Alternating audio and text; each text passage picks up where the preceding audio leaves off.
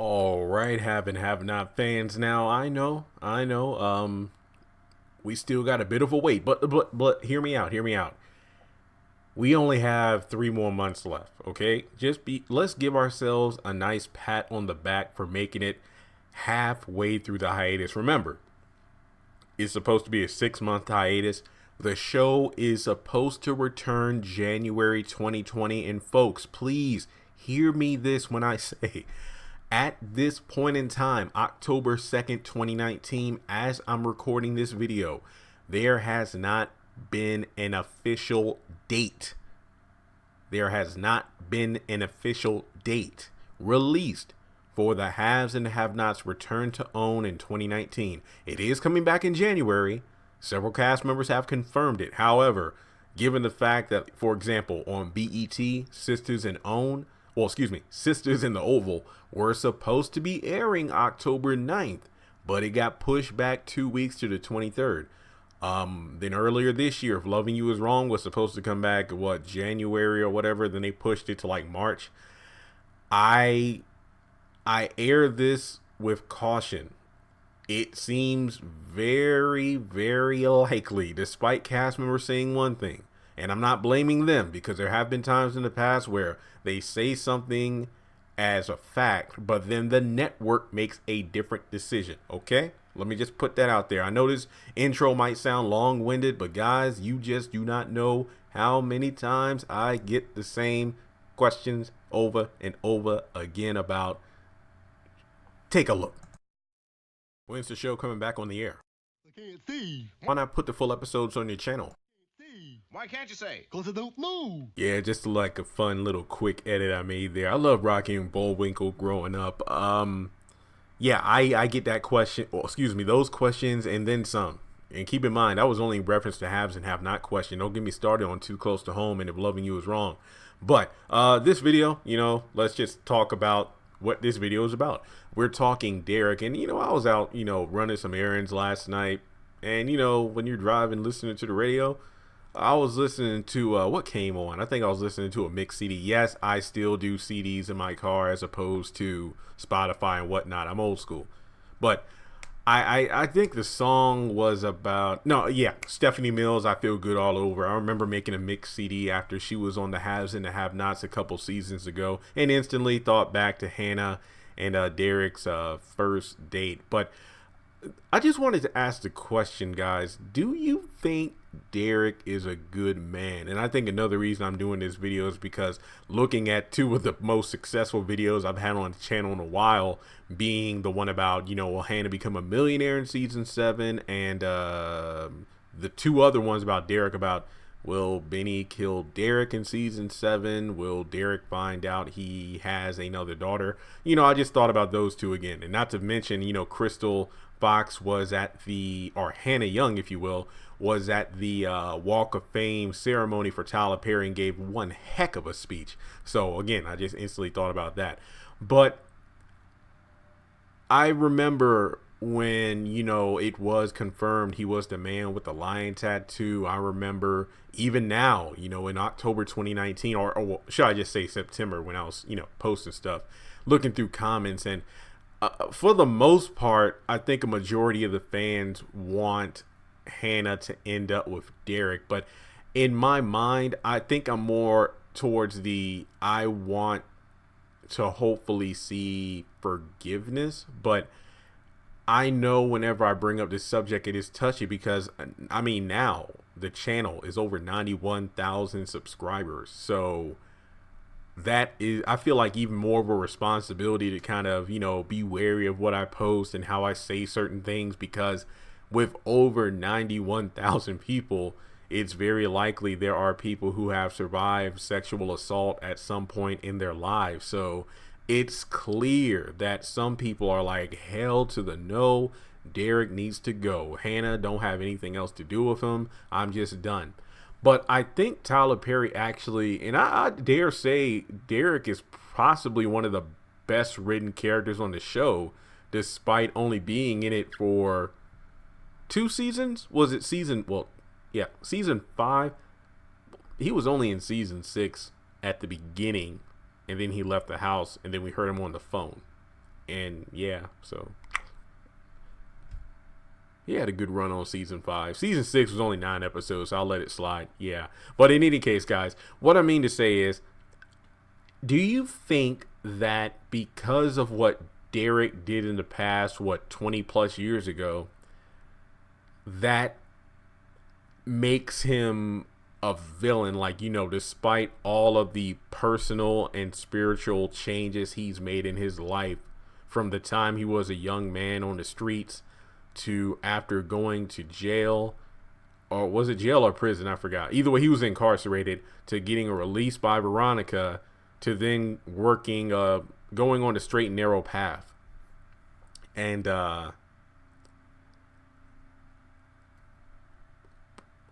I think really the only meaningful connection with Hannah on the show, yes, she did connect with Byron, but we knew that, he was working for Jim. Michael was into Hannah, but it could definitely be argued that they were both grieving, and Michael really needed someone to lean on. Actually, he was grieving more because he had lost his grandchild. Hannah was distraught because her son was clinging to life. So I think when it boils down to it, Derrick was definitely the first man in who knows how long that Hannah actually felt something for, was opening up to, and felt like a little schoolgirl, to be completely honest. And I thought it was cute in her scenes with Derrick. I mean, given the fact how Tyler Perry usually writes characters, especially in this show, it's very shocking that they hadn't had sex. And I do like the fact that they waited. It actually makes a lot of sense. But do you think that because of what Derrick has done in the past, since it's been revealed, do you think that automatically makes him a bad person? Now, let me just say this. When it comes to being a Christian and whatnot, growing up in a Baptist church, you learn that sin is sin no matter what. I think I understand that. I remember growing up thinking that's very complicated. It's like, oh my gosh, it's like if I take a cupcake that belongs to my sister, that's stealing. But in God's eyes, that's a sin, obviously. So sin is sin no matter what. So am I as sinful a person as a person who robbed a bank or committed murder? That's a hefty toll on a child to take in. But in any case, what I'm trying to say is, does Derrick's past misdeeds and crimes literally just make him unredeemable, or is it irredeemable in Hannah's eyes? Now, and I said this, if you look at my lion tattoo playlist, which is honestly one of my favorite playlists I've ever made on the channel, consisting of pretty much everything Derrick related, I really go into detail about what I don't want to do, because as I said earlier, there are people from different walks of life on this channel, and everybody has their own opinions and experiences. I'm not saying Hannah should just instantly forgive Derrick. That's not what I'm saying at all. I mean, if memory serves, she was a young woman, had a good time with some friends, was a little bit drunk, walked home. Her friends said, will you be okay walking home? Oh no, it's only a couple blocks, I'll be fine. She couldn't find her keys. She saw a man like blocking the path, like, hey, sweet thing, you need some help? Like, no. And then she kept walking and turned around. He was still standing there. Kept walking. He was still standing there. Next thing you know, she picked up the pace and then heard running behind her. Next thing you know, she hid underneath the porch at her aunt's house where she was staying because the door was locked. Her aunt wasn't there. And underneath the porch, well, not under the porch, I believe she said she crouched over in the corner of the porch and just looked through the darkness and just saw like the man running down the street. So next thing you know, a few hours later, her aunt came home high, drunk, and went into the house, and she could have sworn she had locked the doors and whatnot. So when she woke up in her bed, she saw the man was inside of her and was like, if you scream, I'll kill you. And, next thing you know, she just saw the lion tattoo. That's the only thing she recognized about that specific person. And next thing you know, she get knocked up. And then we learned Derrick's side of the story, where he had been high, and later on he robbed a liquor store to get more money to buy drugs. That's when he got arrested. And after he got out, turned his life around. So yeah, there's no telling how many other crimes he committed while he was younger, because remember, he had a list of associates he gave over to Veronica. So there's no telling what kind of gang he rolled with. And I remember one popular theory I made from the lion tattoo was Derrick possibly has a lion tattoo to represent the gang he probably ran with, where all kinds of individuals had lion tattoos. So it's possible he may not have been the specific man who assaulted Hannah, but at the same time, it could be another member of that group. But he probably assaulted someone else when he was younger, but doesn't really remember because he was high. So it goes into one of the key things about, Hannah telling Catherine what happened. I can't believe he didn't even remember me. And again, not trying to take sides here, but he did say he was high. So, and not to mention, it's like 20 plus years ago. Not to mention, people change. And to be fair, like Hannah saw him underneath the light walking home in the dark, but she was nervous. She had drunk a little too much. So it's possible that her memory isn't fully there, just like his memory wasn't there because he was high. And not to mention, it was like a blink and you miss kind of moment. And when he burst into the house, and I don't know why I'm really thinking that he had followed Hannah's aunt home or some along those lines, or being someone who got high and was possibly part of a gang. He probably was a drug dealer himself or some along those lines, and was the one who supplied Hannah's aunt with drugs she got high off. It's a possibility. We just don't know. But in any situation, and I know you could make the argument, well, Jeremy, if he's a drug dealer, why did he rob a liquor store to get money for drugs? I don't know. Look, I'm just making this stuff up based off, what we got to go with the show and speculation. Work with me here. But in any case, I think it's pretty interesting because of the fact that I really do. I remember listening to this podcast or something, and it was about, and I love making these comic book references, you all know. When it comes down to like Batman, for example, Bruce Wayne specifically, like maybe he doesn't remember the events of the night his parents were killed exactly as they happened. For all we know, there could be some details he missed because he was only 8 years old in most storylines for that event. So his memory could have been, I guess you could say intensified by his emotions. So maybe he doesn't remember every specific thing as well as he thinks he did. Same thing with the Hannah Derrick thing, which I mean, like, it could open the door for Derrick not being the guy, but I think that it probably most likely was the guy because, like I said early in the video, it's possible that another gang member with the same tattoo was the one to assault Hannah, but the argument could be made that, Derrick remembered very specifically that night based off overhearing Hannah and Candace talking. Also, when he broke down after Hannah said that she was assaulted when she was younger, after Derrick came to her aid after Malik, was stabbed and ran from the house. So he obviously had assaulted a woman or women in his past, but he can't remember who. Just saying. But in any case, I think that Derrick definitely has made a change. But like I said before, it's hard to really say. I know a lot of people would just say, Hannah needs to be with Derrick. He made her happy and everything. But, it's almost like, I know this is a completely different comparison, but some rom-coms or chick flicks or whatever, typically, two young, good-looking people meet in their present day. But then as the movie goes on, you find out that, like, let's say one of those two individuals was a bully to the other person that they're into when they were younger. Like, let's say the jock made fun of like the fat girl, or let's say the attractive, popular girl made fun of the geek. And then fast forward 15, 20 years later, and yeah, they meet again in real life, not recognizing each other. And then, it clicks like, oh no, I was the one who ridiculed and tortured you like emotionally and whatnot in high school. And then that's like the climax of the movie where they kind of break up for a bit because emotions run high. Yeah, they're different people now, but at the same time, that doesn't change the way that you made them feel for the past so-and-so years. Like, sometimes those people that did stuff to you in school, that haunts you. Like, that makes you change how you look at life and people in general. So in some ways, you can compare that to Hannah and Derrick, where, they could have had a great several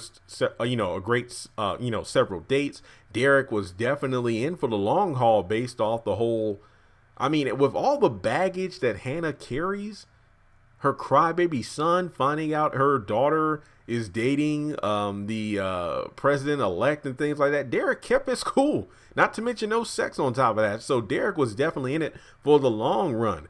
But then, his past is brought up and Hannah instantly wants nothing to do with him. So I think if nothing else, even if they never get back together, I would like to see at least some kind of closure or a scene where those two are talking and maybe forgiveness. I'm not saying that she should forgive him, but and I'm not saying like, oh yeah, because if Hannah doesn't forgive Derrick, once again, that's just a huge example of how Hannah is a hypocritical Christian. I mean, that could be argued, but once again, he, assaulted her and that literally affected her life, got her knocked up, gave her a daughter from hell. And yeah, I mean, guys, I get it. She's only human. So, do I think Derrick's a good man? Yeah, I think he's a good man.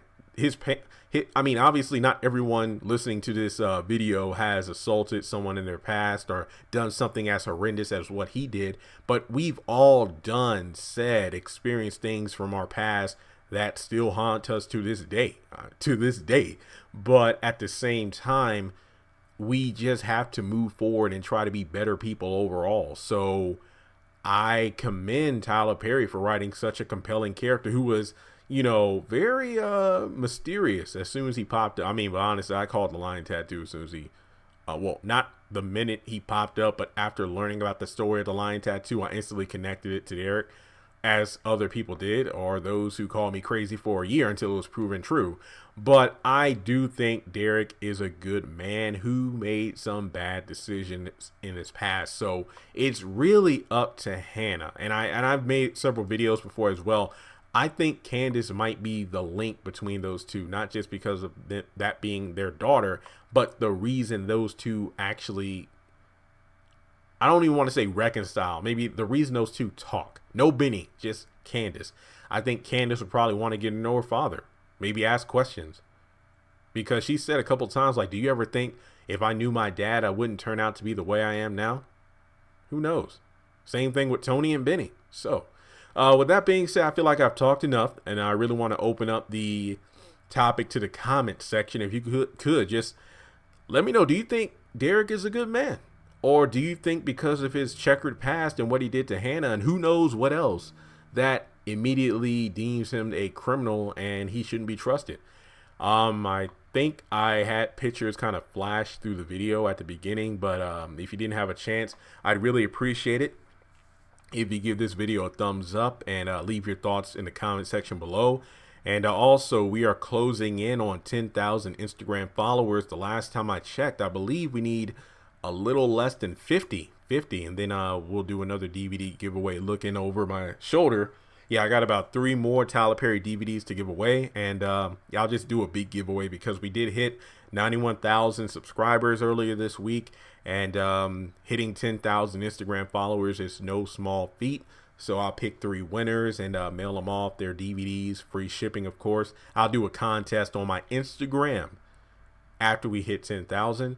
And also, to wrap things up, if you could hit that subscribe button, I'd really appreciate it. Hopefully, around this time next week, we'll be at 92,000. We're trying to close in on 100. It's happening, people. Just got to get there one day at a time. But yeah, I really enjoyed this video. No big theory, just like a little bit. Well, I don't want to say a little discussion because the video is damn near 20 minutes. But yeah, I hope you liked it, and I can't wait to read your comments on this. And make sure you follow Mr. Keith Burke on social media, one of the best cast members to communicate with. He loves the role, he loves his fellow cast members, and he loves the fans. So once again, take care, everyone. And I don't know about you, but I'm getting sick of this 90-degree weather. I want that fall sweater weather. I'm looking at the temps right now, and I'm like, nah, I'm staying inside today. So you can expect more videos from me soon. And take care, everybody.